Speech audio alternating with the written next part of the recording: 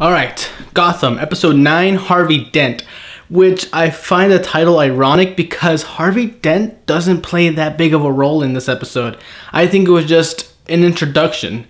It was just like, hey, here's Harvey Dent, so obviously, he's a big, character in the universe of Gotham. So of course, we gotta name the episode after him. But all we really see is just how messed up he already is. And it just comes off as forced and awkward. Because when we first meet him, he's already doing the coin thing, especially with this juvie kid. Like, hey, call heads or tails, and if you get it right, you go off and change your life or something like that. If you're wrong, you go to prison.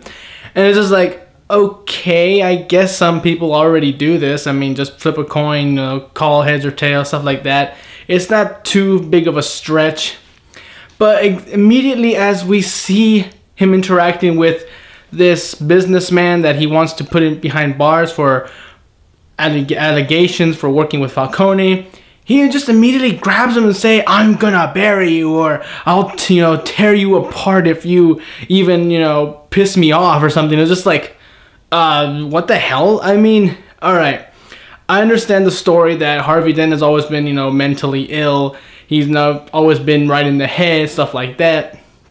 But that's supposed to be a natural, digression. It's just, he's supposed to be de-evolving slowly, little by little. He knows there's a monster inside him, but he's trying to fight it back, but eventually he loses. Here it just seems like he likes it, he utilizes it, or even just doesn't care. And it just seems kind of comical when it first appears. But, like I said, he doesn't play that big of a role. It's just an introduction of him, and that's fine, I suppose. Hopefully there's better character development with him. With Penguin, his role is also not that large. He mainly just finds what Fish is doing to get into Falcone's good graces, or sneak in and take his business, and it's the girl. And I have to say that Penguin has been always a bit creepy, but again, in this one, it just seems kind of forced. Because he's smelling, the girl's dress and then her perfume. That's fine because, he's trying to figure out, they both smell the same. Lilacs are Falcone's favorite. He figures it out one by one. But then he smells fish. And that was just uncalled for. That was just going too far. Not for Penguin himself, but for the writers trying to force the issue that he's weird, that he's just kind of crazy. I mean, we can kind of get that already because we know these characters already. But either way, I find it kind of stupid that Fish didn't figure it out. As soon as he said, lilacs, I was expecting Fish to just panic and worry, like, shit, Penguin knows. But no, she's just like, oh, he's just weird, let him go, like, he's just pissing me off. It's like, he just said Falcone's favorite perfume, the perfume that you taught that girl to wear all the time. You don't think you should connect the dots here? Obviously, Fish underestimates Penguin, but we already knew that. This is just a step towards her being stupid. But maybe she does know and she didn't let it on. I don't know. But, I mean, if it just come back to her saying, oh my god, I never figured it out that Penguin already knew, it just seems kind of dumb. But either way, Penguin finally convinces the girl, hey, I can tell Falcone, about this. He might not believe me at first, but I can assure you, he'll start getting suspicious, and every time he sees you, he'll get more and more suspicious of you. Eventually, believing him the false truth, and ending up, trying to test you, maybe even killing you. Who knows? And I do like that last bit, because it just shows Penguin's dastardly evil. It's like he's just snaking his way into everyone's head, messing with their minds and really attacking their weak spots. That's great. With Jim Gordon, again, it's just the bomb man escapes from prison. He's being used by the Russians, again, a ploy from Fish, to hurt Falcone, destroying his money or just stealing his money. And I have to say, I do feel sympathetic for this guy. He likes blowing things up, but he doesn't like hurting people.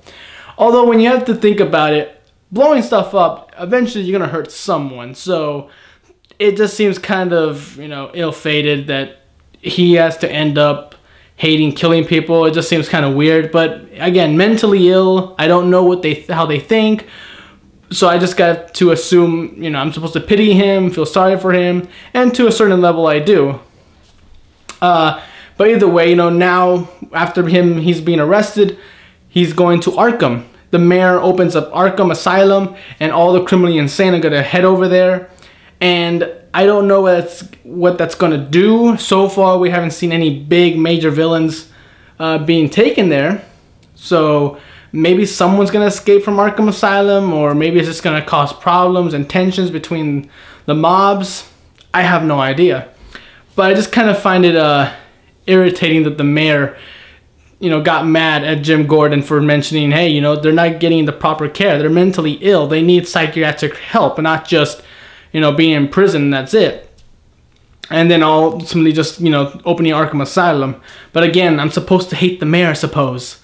And that it's working just fine. But yeah, when it gets to the end with Barbara Gordon, or no, they're not even married, just Barbara.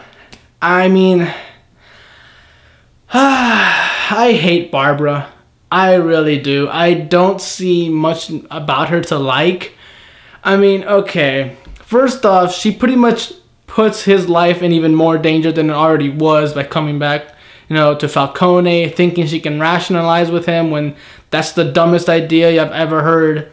And then even then going home and thinking, oh, you know, my husband will just console me the entire time. Like, no, his life is in danger. He has to go out there in the streets and still, you know, do proper police work and even some work for Falcone to keep both of you safe. He's not going to be able to be there 100% of the time to console you and have his shoulder there for you to cry on.